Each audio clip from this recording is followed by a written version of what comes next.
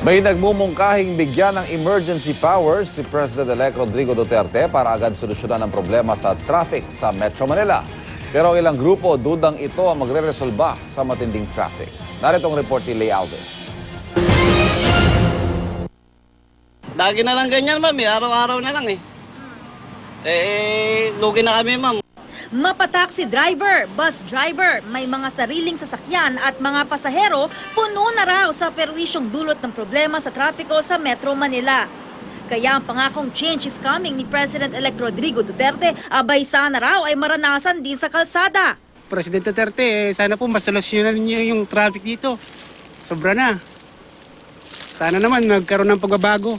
Para raw mabilis na masolusyonan ng papasok na Duterte administration ang problema sa trapiko, may mungkahing bigyan ng emergency powers si incoming President Rodrigo Duterte. Para magawa ito, kailangan munang ideklarang nasa emergency situation na ang problema sa transportasyon sa Metro Manila. Sa pagbubukas ng sesyon ng Kongreso sa Hulyo, maghahain daw ng panukalang batas para rito si Bohol Representative Arthur Yap. Ito rin ang rekomendasyon ng Management Association of the Philippines o MAP kung saan opisyal ang tiyuhin ni Yap na si Eduardo Yap. Crisis na ito.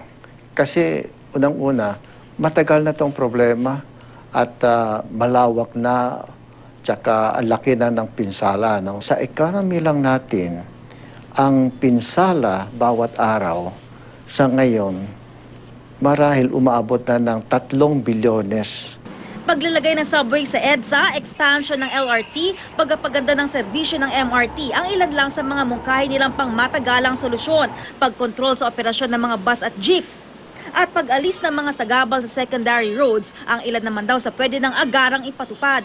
Kapag binigyan ng emergency powers, maaaring gamitin ng Pangulo ang lahat ng kinakailangang government resources at makakapaglaan ng pondo kahit wala sa budget.